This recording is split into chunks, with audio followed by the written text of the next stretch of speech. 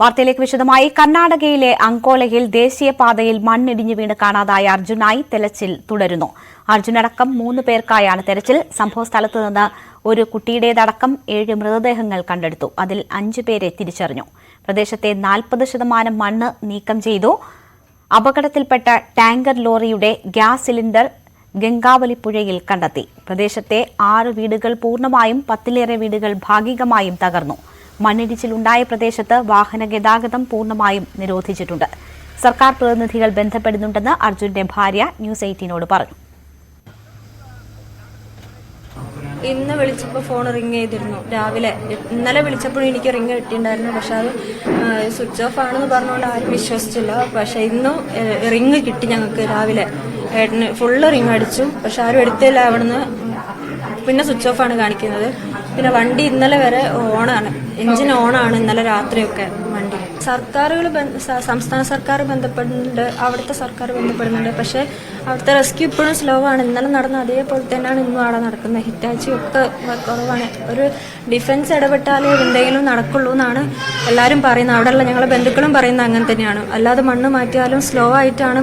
മണ്ണ് മാറ്റുന്നൊക്കെ സ്ലോ ആണ്. അത് ഞങ്ങൾ പറഞ്ഞ സ്ഥലത്തേക്ക് അവർ എത്തിപ്പെടുന്നില്ല. അതാണ് ഞങ്ങൾക്ക് വേണ്ടത്. ഞങ്ങൾ പറഞ്ഞ സ്ഥലത്ത് അവർ വരണം. ഒരു സർക്കിൾ ഇൻസ്പെക്ടർ ഒരു വണ്ടിയിൽ ഇരിക്കുന്നുണ്ട്. മൂപ്പര് ഫോൺ നോക്കിയിട്ട് അവിടെ ഇങ്ങനെ ഇരിക്കുന്നുണ്ട്. ഇതൊരു ഒറ്റപ്പെട്ട മേഖലയാണോ? നഗരത്തിനടുത്തോ മറ്റോ ആണോ? നാഷണൽ ഹൈവേ ആണ്. നാഷണൽ ഹൈവേ ആണ്. കുറച്ച് ഉൾഭാഗമാണ്. എഫ്ഐആർ അവർ സ്വീകരിച്ചിട്ടില്ല. എഫ്ഐആർ അവിടെ പോലീസിന്റെ ഭാഗത്ത് നിന്ന് എന്താണ് അവര് പറയുന്നത്?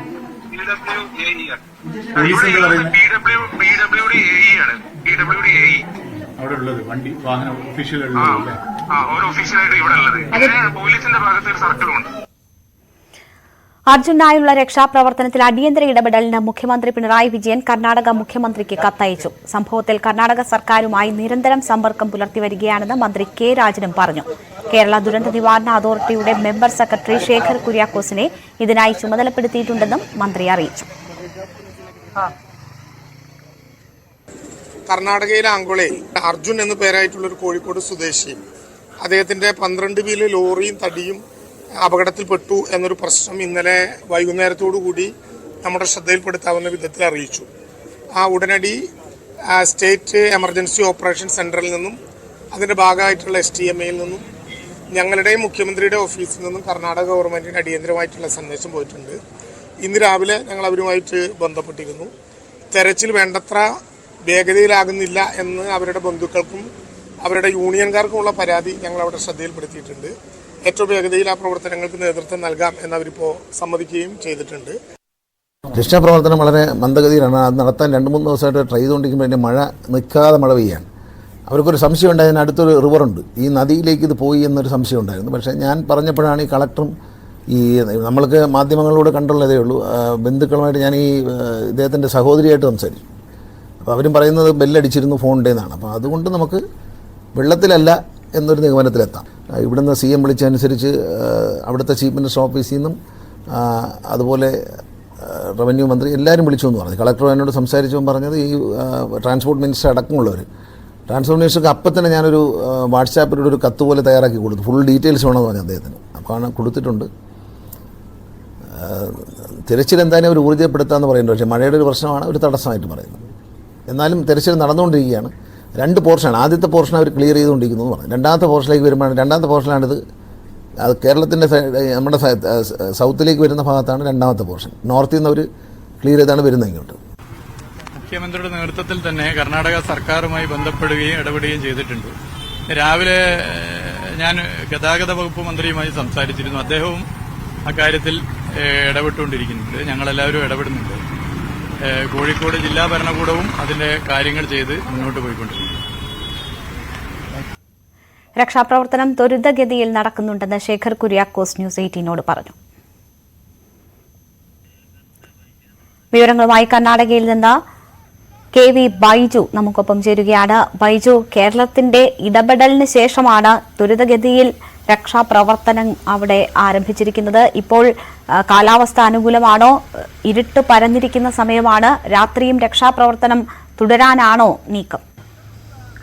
രേണുക, ഇപ്പോൾ കാലാവസ്ഥ വളരെ അനുകൂലമാണ്. മഴ മാറി നിൽക്കുന്ന ഒരു സാഹചര്യമാണ്. നമ്മളിപ്പോൾ അങ്കോലയിലുള്ളത്. ഇവിടെ നിന്ന് മാധ്യമപ്രവർത്തകർ ഉൾപ്പെടെ മുഴുവൻ പേരെയും ഈ പ്രദേശത്ത് നിന്നും ഇപ്പോൾ മാറ്റിയിട്ടുണ്ട്. കാരണം പ്രധാനമായും ഇവർ പറയുന്നത് മണ്ണിടിച്ചിൽ രാത്രി ആയാൽ ഉണ്ടാകാനുള്ള ഒരു സാധ്യതയുണ്ട്. അതുകൊണ്ട് എല്ലാവരും മാറണമെന്നൊരു അഭ്യർത്ഥനയെ തുടർന്നാണ് എല്ലാവരും ഇപ്പോൾ ഇവിടുന്ന് മാറിയിട്ടുള്ളത്. എന്തായാലും ഇന്ന് രാത്രി മുഴുവൻ ഈ രക്ഷാപ്രവർത്തനം തുടരുമെന്നൊരു സൂചന ഇവർ നൽകുന്നുണ്ട്. കാരണം 9 മണിവരെ തുടരുമെന്നായിരുന്നു പറഞ്ഞെങ്കിൽ ഇപ്പോൾ പുലരുന്നവരെ ഇത്തരത്തിൽ രക്ഷാപ്രവർത്തനം തുടരാനാണ് ഒരു ആലോചന. അതായത് ഇതിനുവേണ്ടി ലൈറ്റുകൾ ഉൾപ്പെടെ ഇവിടെ സജ്ജീകരിച്ചിട്ടുണ്ട്. ഇപ്പോൾ ബന്ധുക്കളെയും അതുപോലെ തന്നെ ലോറി ഉടമയായ ഇവരെയൊക്കെ ഇവിടെ ഈ പ്രദേശത്ത് നിന്നും മാറ്റിയിട്ടുണ്ട്. IG ഉൾപ്പെടെയുള്ള ഉന്നത ഉദ്യോഗസ്ഥർ അല്പസമയം മുമ്പ് സംഭവ സ്ഥലത്തേക്ക് തിരിച്ചിട്ടുണ്ട്, ഇവിടെ എത്തിയിട്ടുണ്ട്. ഏതായാലും നമ്മുടെ ഇടപെടൽ, അതായത് സംസ്ഥാന സർക്കാരിനൊപ്പം ജനപ്രതിനിധിയുടെയും മാധ്യമങ്ങളുടെയും ഇടപെടൽ ഫലം കണ്ടു എന്ന് വേണം പറയാൻ. ഇനി ഈ അർജുനെ കണ്ടെത്തുക, അതാണ് ഏറ്റവും പ്രധാനം.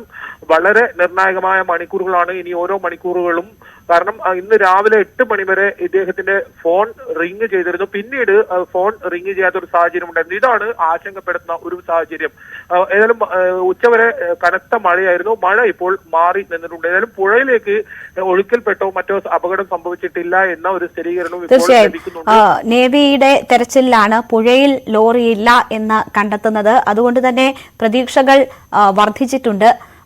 ബൈജു, മെറ്റൽ ഡിറ്റക്ടർ ഉപയോഗിച്ച് ഈ ലോറി കിടക്കുന്ന സ്ഥലം കണ്ടെത്താനുള്ള ശ്രമങ്ങളാണ് വൈകുന്നേരത്തോടെ ആരംഭിച്ചിരുന്നത്. അതുമായി ബന്ധപ്പെട്ട് നമുക്ക് ലഭിക്കുന്ന വിവരങ്ങൾ എന്താണ്? എന്തെങ്കിലും സൂചനകൾ, ഈ വാഹനം എവിടെയുണ്ട് എന്നതിന്റെ എന്തെങ്കിലും സൂചനകൾ ലഭിക്കുന്നുണ്ടോ?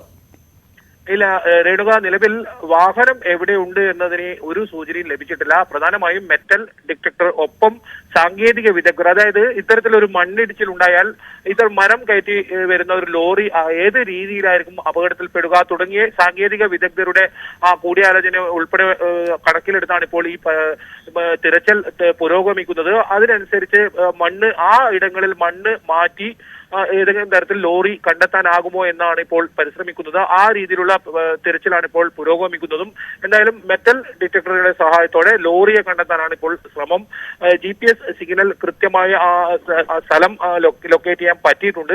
ചെറിയ തോതിൽ അപ്പുറം ഇപ്പുറം മാറാം. പക്ഷെ ഈ വലിയൊരു ഇടിഞ്ഞ് വീണതാണ്. അതുകൊണ്ട് തന്നെ ലോറി ഏത് രീതിയിലായിരിക്കും അപകടത്തിൽ പെട്ടിട്ടുണ്ടാവുക എന്നത് സാങ്കേതിക വിദഗ്ധരുടെ സഹായത്തോടെ കണ്ടെത്തുന്നുണ്ട്. ആ രീതിയിലുള്ള തെരച്ചിലാണ്. ആ രീതിയിൽ മണ്ണ് നീക്കം ചെയ്ത് ഇവിടെ നിന്നും മാറ്റുന്ന ഒരു കാഴ്ചയാണ് നമുക്ക് കാണാൻ സാധിക്കുന്നത്. എന്തായാലും ഇതുവരെ ഏതെങ്കിലും തരത്തിലുള്ള ഒരു സൂചന ലഭിച്ചിട്ടില്ല.